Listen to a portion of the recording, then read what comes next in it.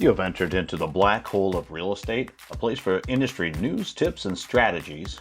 Once you enter into our vortex, even if you could leave, you're probably going to want to stick around. I'm your host, Ron Weiss-Sikarski, and you are now entering the black hole of real estate. Well, I am excited to be back with you again for another episode as we get into the second to last part of the summer. We're just approaching September right now, and that's how I like to look, the second to last part. And school's getting back in session, and the sales reports, while they've slowed a little bit, are still, well, they're still kind of hot out there. There's some interesting thing going on with some of the student loan calculations for borrowers that are trying to qualify right now. And also, debt to income ratio is something that's really playing into first-time home buyers' minds that I want to talk about today. So at the end, it might be just a little bonus feature. But right now, let's get to some numbers in the Daytona Beach area sales reports. The month of July showed that, if you will, things slowed down just a little bit. And in June, we had about 555 sales compared to July 510. So a little slowdown, but still way over 500 and a good month. Median sales price, it checked in a little above the month of June, 320 compared to 326, so up about almost 2%. It's a pretty strong number for 1 month, so also interesting to see. Now, what else is going on that would really speak to the numbers? Last year, if you look at July 2020, 609 sales, and you say, well, shoot, we lost 100 sales in this year. What happened? Well, what happened was last year, if you remember, with all the lockdowns, about 3 months worth of closings all got rolled in the month of July and August. So things were delayed. So we expected to see less than last year, but we're very close to being on par with what we've seen this year. And if you're going to go back 2 years, there was 527 sales in July of 2019, 510. So we're within a small amount. So that July range is holding true, and it bodes well for the rest of the year. The inventory continues to be a story, but I got to tell you, we're getting a little better. You know, in July of last year, year ago, even with all of the just gridlock we were in because of COVID, was a little over 1,800 homes that were for sale. And fast forward this year, about 1,248. What's interesting on top of that is that we're up 3-4% from June of this year, because that was just 1,207. So we're at 41 more homes to choose from. And it's another few percent, and it's trending in the right direction. And as we continue towards the end of the year, that 3 to 4% will probably grow to 5% increase, and the number's bigger, so the listings will get bigger. And we could have a self-solving problem, by the end of the year. And we start adding 50, 60 extra properties on the market on a consistent basis. And with sales tending to taper off a little bit towards the end of the year, we'll see. That could go a ways to getting the inventory to a more normalized area. Now, keep in mind that even last year with 1,800, it was still a low number. 2,500, 3,000. That's a pretty big number where the market balances out. But we're behaving well in this market, and we've got a 2.5 month supply of houses, so we're getting towards 3. 6 is considered pretty much neutral, but I think our market behaves really well in that 3 to 5 month range, and we're getting towards that.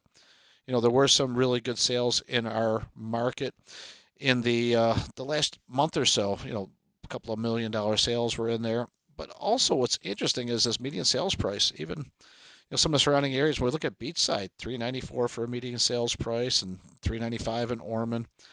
New Smyrna, 444 median sales price. Now, it's a small sample of about 50 sales. And Port Orange kicked in at 332. Mainly in Daytona, 252. So that's moving up as well. Now, I don't spend a lot of time on median sales prices, but it's not an average. It's just the one that's in the middle. And it has been a pretty good indicator over the years. What I'd say is median sales prices continue to climb. That's not so much of a shock, but we were expecting, at least some people, some retracement. I would not be in that camp. I think that prices will continue to increase ever so steadily between now and the end of the year because of the just significant amount of cash buyers in the market. We've talked about how cash buyers from other cities are coming where the median sales price is 4, 5, 600,000. So even a price of 300, they don't bat an eye. They're thinking, I sold my house for 600. I buy my replacement house in Florida for 300. I got 300 grand left over. I'm okay. So the price is not as big of an issue. If there is a pain point in the market, it's that move up buyer. It's the one that has a 2-bedroom house or a 3, and now they need an extra bedroom or 2 because their family has grown. That's the one that's going to be a really tough one as time goes forward, because to get that extra bedroom, that might be an extra $50,000 or $100,000, and that's a big steep number. Now, as long as interest rates are low, it's manageable.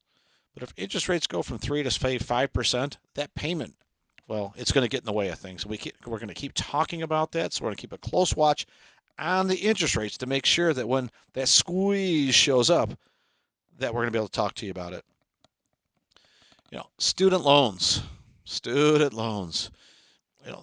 A good guide came down talking about how now they'll actually be able to work out the percentage of the payments and apply that if your student loans are in deferment, maybe just finished college. The 1% factor is going by the way of what dinosaurs and things like that. Unless dinosaurs come back to life, we'll be okay. But what does it mean to you? It means that we'll be able to see more loans calculated on the actual debt versus what the perceived debt might be based on 1%, because there's some super low interest rates out there that could help get a few $100s back into the qualifying side for our first-time home buyers and recent graduates looking to purchase a home instead of renting. Now, debt to income ratio, I'm just going to say a couple things about it and move on from it. It's just a calculation of how much you make versus how much that you're spending, and there's a ratio in there that banks like to see, less than 50%, usually 45%. And being able to control your student loan payment and debt is one way to help it. I would just say this: if you're thinking of buying a house and a car, buy the house first, because that big $500 down payment is going to look awesome in the driveway of your rental and not your house if you purchased before, because you might not qualify for the house that you want.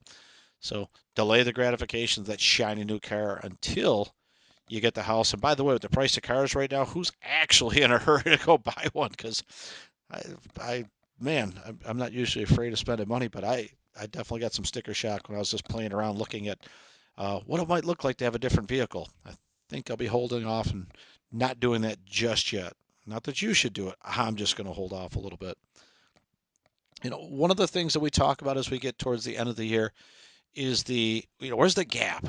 Where's the next deal going to come from? And I don't think it's foreclosures, and I don't think that it's necessarily prices dropping, but you might see some fluttering in the Airbnb market, in the short-term rental market. And here's what I mean by that. Let's just suppose that not every single house has the state license, the county license, and the city license to do short-term rentals, those that are less than 30 days. And let's suppose that there's an increase in violations and fines going out there, or nasty grams, and maybe some of those people are thinking of selling. Well, the ROI that they made off that property, if it's not going to be short-term rental and down to, let's say, monthly rental, that's going to be less ROI for them. They may be more willing to move on from those properties. I'm not saying at a discounted price, but it may not be the pricing that you could get on the ROI if you were calculating the higher amount of rent for short-term rentals versus a little bit lower, more consistent overall of the monthly rental. And when you're doing a calculation of a property value based on the net income, that does change the valuation on it. So I would watch for properties that you may choose to rent long-term that used to be an Airbnb. Or if you're so inclined to go out there and get all the licensing in place, if it's available, that might also be a gap where you might be able to make a savvy investment. The fact is that when you have a short-term rental, the money can come in kind of fast and furious, and it's exciting. And when it goes to the boredom of making money every month with not a lot of the extra excitement in there, some investors, they really enjoy that piece of it. So they may get bored of the property, and that could also be an opportunity. Now, we get it for half price? God, no. But could you get it for a little bit less? Maybe, based on that seller's motivation.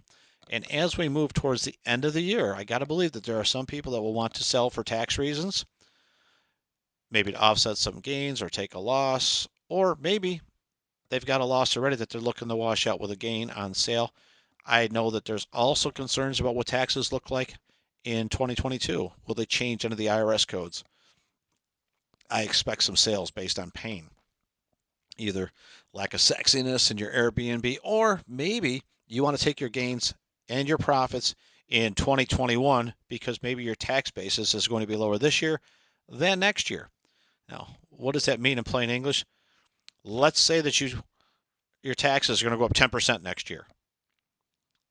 Well, that means that by selling this year, you could save 10% on the gain that maybe selling for 5% below market value kind of washes out. It isn't such a bad thing because if the market shifts a little bit, and I don't think it's going negative, but what if it goes negative in 2022 and you pay more tax on your gain?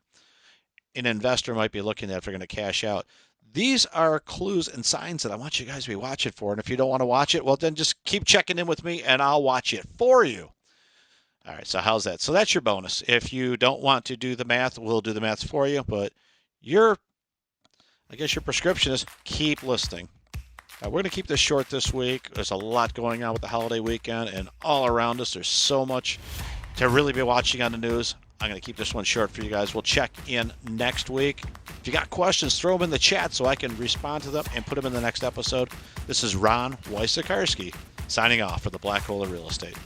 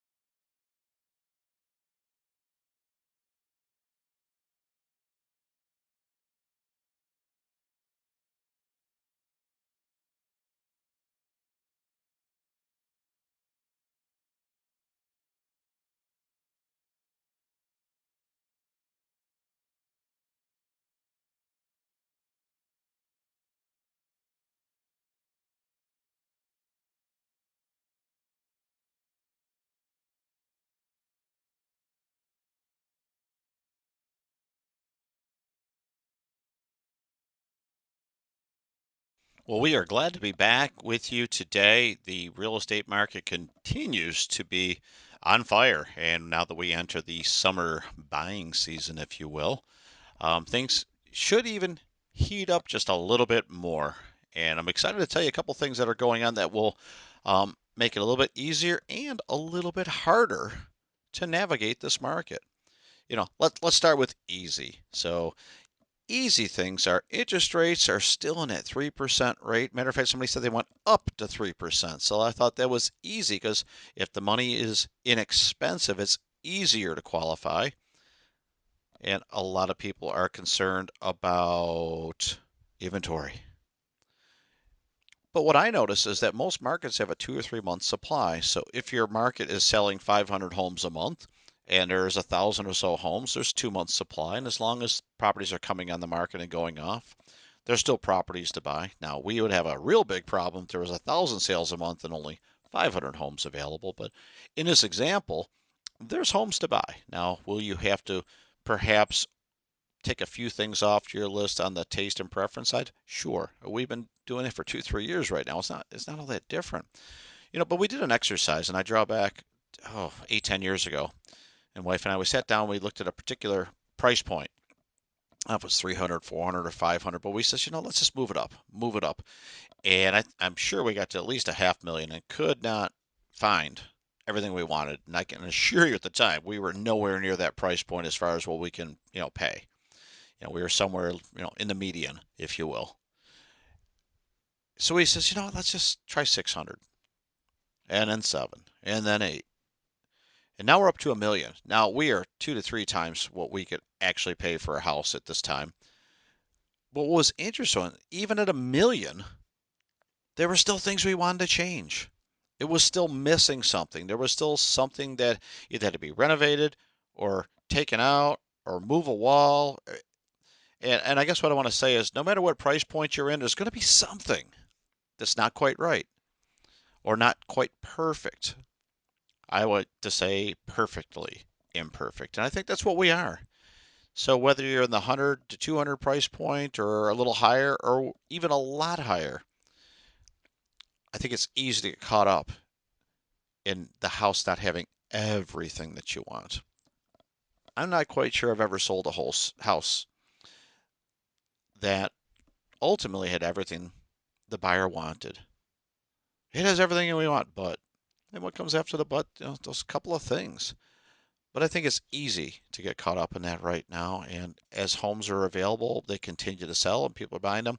And then they make it their own. And that's the difference. House is what you purchase, home is where you live. And right now, I see a lot of houses becoming homes. And the properties that sold last year that weren't quite right, I'm getting calls right now and hearing about all the renovations going on, how those things are going well. And those houses have absolutely become homes. And we're excited about that. We're also hearing about supply chain and building materials, and it's going to be permanent until it's temporary. Another perfectly imperfect situation. We see that the cost of materials, lumber specifically, 4 to 5 times what it cost a year ago. It's definitely driving up the cost of building a new home, and it's definitely impacting some of the new home starts. No question about that. So as we have new home starts uh, decreasing by about 4% month over month, it causes me to wonder, is that something we expect to see for the next, I don't know, 30, 60, 90 days? Maybe, maybe not. There's an interesting thing that took place as the tax day came through in April and May for personal and for business. And I realize a lot of people are filing extensions. But there's a reality that a lot of people did better in the last year than they would have imagined.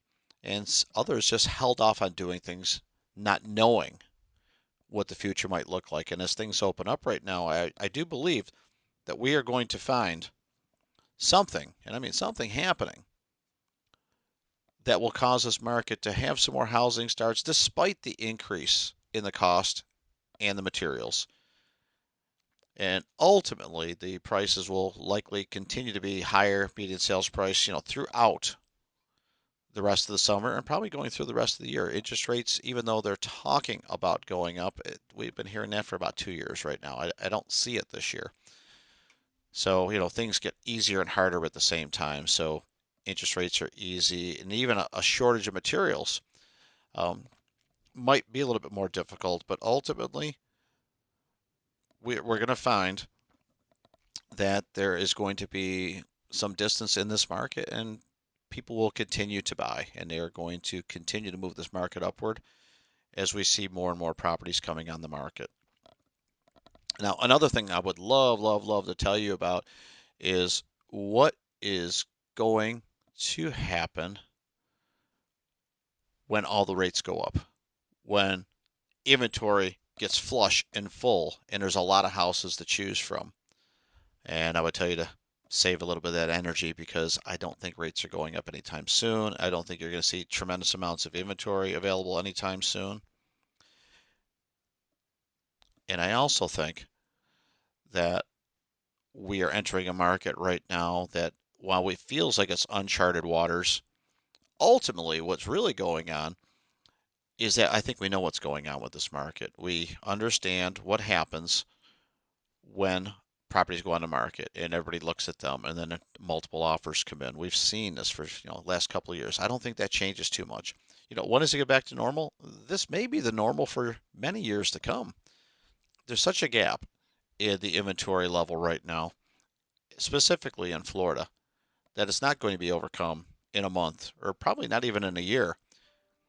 Quite interestingly, a number of people continue to move to Florida, but for different reasons than the past. And when they talk about 1,000 people a day coming to Florida, we've heard that for years and years. And maybe this is the year where, I don't know, does it hit 2,000 a day? I can tell you this, that there is cash coming from other markets seeing Florida as a relative bargain, whether it's because it's more open, because there's no state level income tax, or maybe it's just the weather or the things to do down here. Because the state is opening up a little faster than some of the other areas of the country, there's a lot to do.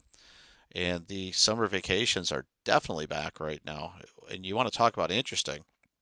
The roads are busy, and it's not just Memorial Day. People are ready to be out, and they're excited to be out. And the calls are coming in. So, we vacation down here all the time. We always say this is going to be the year, but now it's like, well, why don't we just come to where we vacation? We like it down here. It's, without playing the political card right now, I do believe that people have definitely enjoyed some freedoms in Florida that perhaps were not available in other states. I mean, it's evidential right now. It definitely wasn't. And we can all remark whether it was safe or unsafe or right or wrong. Fact is, it's occurred that way. And it's very likely Florida is on the road to recovering in many areas a little quicker than the rest of our country. So we'll see additional supply chain things in Florida, different things like that. The cruise lines are not quite open for Cape Canaveral, but interestingly, they made up that gap. And this is less of a real estate topic and more of a supply chain topic, but it affects real estate. A record number of deliveries through Port Canaveral last month came through, and it wasn't with cruise ships and it wasn't with people. Any guess what it was? Lumber.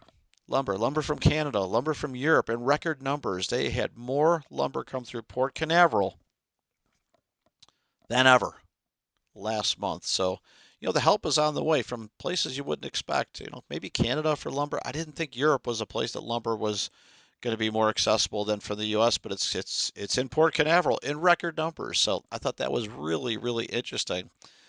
The demand, is finding supply, and that supply is coming from places that we didn't expect. And and that's our next topic. What are we seeing that we didn't expect? We expected that home starts would drop.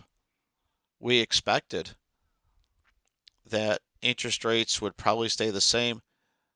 And maybe we even expected buyers to continue buying properties.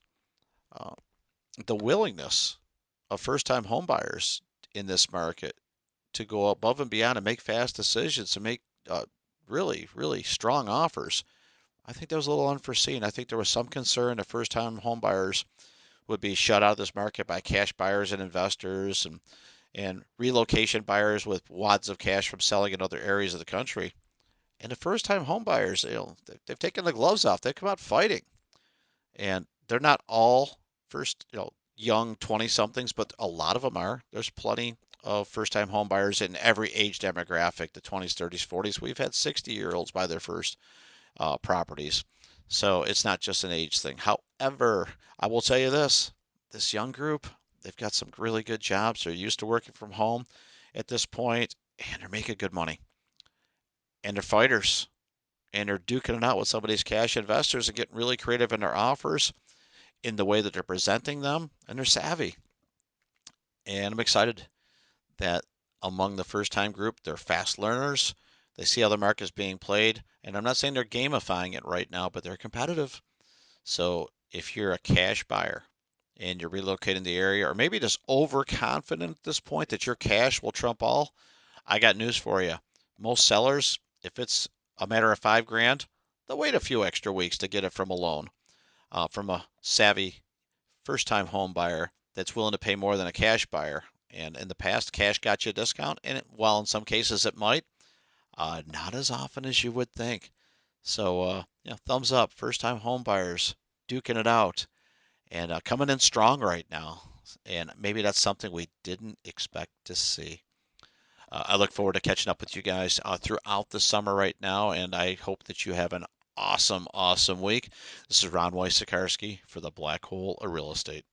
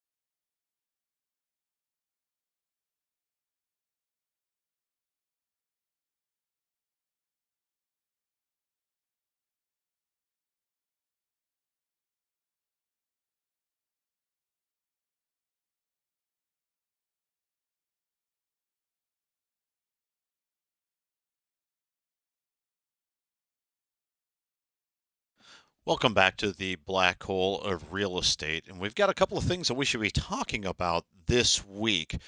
The first thing is the foreclosure bans have been lifted, and there's still some conversation about how that actually is put into play. We're also looking into this incredible increase in price for building materials. And that seems to have some effect, but maybe not as much as you think. And then the last thing, this bubble crisis that we're all facing right now, there's a lot of information coming out that's talking about a crash of the market and foreclosures. And at the end, I'm going to tell you why I feel the way I feel about that, but I'm not going to tell you about that till we talk about the other things. So, first up, the eviction ban, the foreclosure ban, those are all being lifted right now. And there is some talk in the municipalities and courts of the area to kind of do their own thing. And it's a little tricky on the property management side right now. You've got the go ahead that says, hey, you can evict again. But then there's other procedural things like any eviction that also get in the way. So it's not that, okay, hey, you know what? Eviction ban's over. You're out the house. It's not that easy, but the path is back in place to get back to a more familiar system of evictions. And that's what we'll be seeing over the summertime, probably after June 30th. It looks like that's what's going to be taking place. So this just in, we're back to the old days where if you pay, you stay, and if you don't, you won't. And maybe that's insensitive. Maybe somebody has a good reason for that, but the person who owns the property has a good reason for renting it out. They may need to pay a mortgage, they may need to pay a debt, or they invested that money to have income for some other purpose. So, we'll just see how this plays out. But right now, I believe we're heading back towards eviction land. How's that? So we'll see how it plays out. And it'll be an interesting summer for that for sure. Same thing with the foreclosures. And if you're waiting around thinking this is the year going to get that great foreclosure at that great price, I don't see it. I just don't see it. Prices have risen so dramatically in the last few years that if anybody bought in the last few years, typically say, oh my God, they can't get out. By the time they pay commissions and fees and taxes and late fees, they're not going to get out. Prices have gone up significantly. My suspicion is that somebody who didn't pay for their house last year under forbearance that can't pay for it now or won't pay for it now that is heading towards a foreclosure can simply put it on the market and sell it and clear some cash. Now they're going to have to figure out a place to move into, but maybe there'll be some new open vacancies in the rental market. They're probably not buying again anytime soon because going through forbearance and then all the things go with it probably is not good to get a new mortgage if you don't pay for it. But we'll see. We will see on that piece. But even if a house unlikely somehow makes its way to foreclosure land, it's still got to go through the whole process, which could be 3, 6, 9, 12 months, and every kind of, I would say, strategy, not tactic, to delay that foreclosure. At which point, I would think some bank, some trust, some real estate firm, some hedge fund, somebody's going to slide in. I'll just buy them in bulk. I don't think they ever make it to the market, is what I'm saying. I think it's the rare property that makes it on the market right now is a foreclosure. It's a few percent of the market compared to like 70% in 2008, 9, 10, those years. I just don't see it happening. And prove me wrong, and we'll deal with it. It's not really a good thing to see all those foreclosures. I think if you're opportunistic and an investor, you might want to see it, but there's still deals in this market, even as we speak, with super low inventory. I won't spend a lot of time talking about inventory. I'll just say, you know what? It's low. Okay, that's not news, but that's the space that we're in right now, and that's what's going to continue to happen. Um, the thing that everybody has on their mind right now is when's this bubble going to burst? When's this surge forward going to stop? I'm an evidence guy. What caused this market to surge forward? I'd say a lot of people want to move or invest in properties so that people can move into their rentals. But movement is the key. And a year ago, we had a COVID thing and lockdowns, and that really didn't stop a lot of people from moving. That's a pretty good reason to stop moving, and yet they didn't. So I don't believe that people don't want to move. because it didn't happen last year, and I believe it's going to happen this year. And people move for reasons other than market prices going up or down. They move because they want to move. Their life situation has changed, and if that is uh, adding a spouse, deleting a spouse, if there is a baby coming in, or maybe there's one going to college, there's all these reasons to upsize and downsize and blend your families and move in together. You know, there are estates and trusts and reasons, and investors sell too. It's a high market. Some investors are, saying, "Hey, you know what? Let's just cash in our chips over here. It's been a good run." There will be inventory that will come onto the market. But again, people wanting to move, that's what caused this to happen. And we can talk about housing shortages and anything else that you might imagine. But there's a shift in population where people are moving away from certain areas. See, not every market has an inventory shortage. A state like Florida, where a lot of people are moving to, perhaps Texas, and there's some other ones out there, where there's a large influx of people coming from other states. They're causing shortages because there's just this giant influx of people that are buying up the properties that are available right now. And new construction simply can't keep up with the demand. And yeah, you know what? That bit about building materials prices I talked about earlier, there's statistics out there that lumber is 3, 4 times what it was this time last year. We know that labor could be double, materials could be 2 to 3 times higher. It is adding to the cost of building a brand new house. So prices are going up not just because prices are going up. They're going up because the materials and the things that cost to build the house are going up. So some of the lift in this market isn't all about bubbles and prices being driven up. It's the cost of building the homes that's going up. There's a lot of reasons that market rise, and it's not always the one that you think or identify or being told. What if somebody came to you and said, listen, my real estate business is up 30%. Well, if the market's up 40%, that's not good. Well, what if somebody also said that housing prices are up 20%, but building materials are up 30%? Maybe it's just the cost of materials. Maybe the house isn't any more valuable on its face as an appreciation tactic. There's an inflation piece that's in this, and we have to be aware of that. Let's not be caught into the disguise of the numbers. Let's understand there's a lot of reasons that prices are moving up. And certainly demand for people moving from one state to another certainly is part of it. Lower inventory, low inventory isn't as much of a factor as you think it is. As long as you've got 2 months supply of inventory, we saw in the condo market that there was about 250 condo sales in the Daytona Beach area in the last month. There's over 500 condos available. Now, it's less than 1,000 available last year, but it's a 2 month supply. And as long as more inventory is coming on the market, there'll be enough for a few months.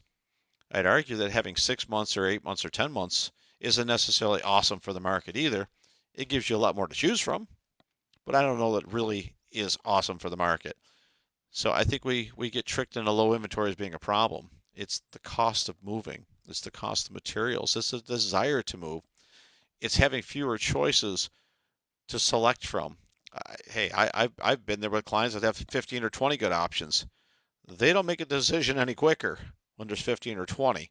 And even then, I still can't find the right one. We hear it all the time.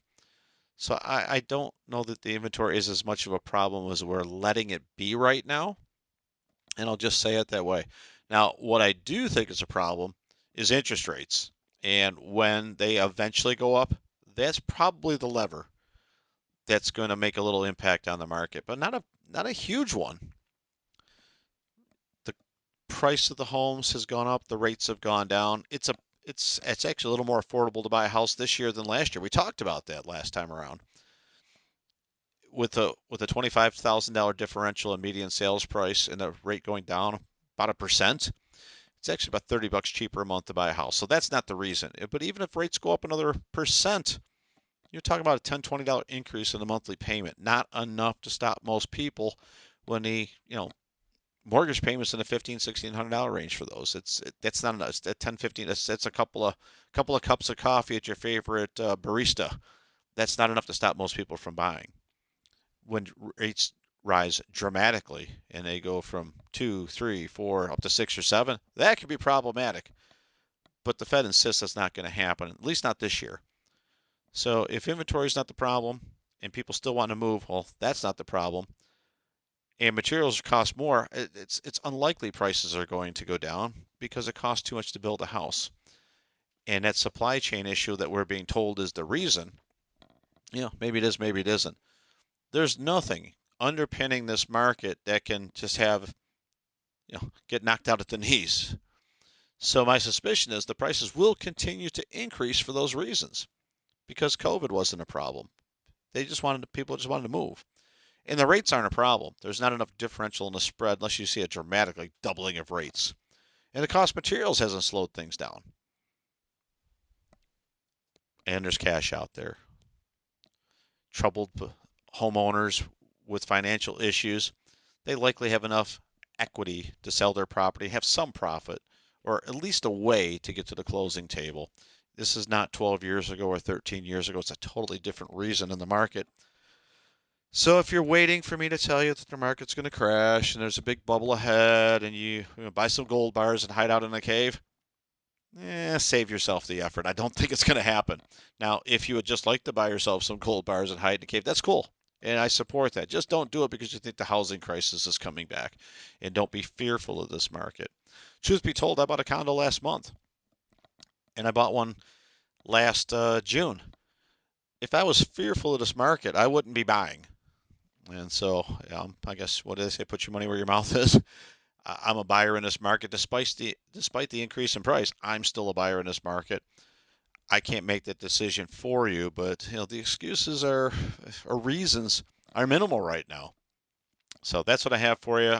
No bubble, not going to burst, just not going to happen. And if you're hopeful for it, well, there's probably a different podcast out there for you. Because on this one, we don't see any reason this market's going to stop or slow down. That's the word from me from here. So I'm glad that you guys took a little bit of time to listen in. And we look forward to talking to you the next time on the Black Hole of Real Estate.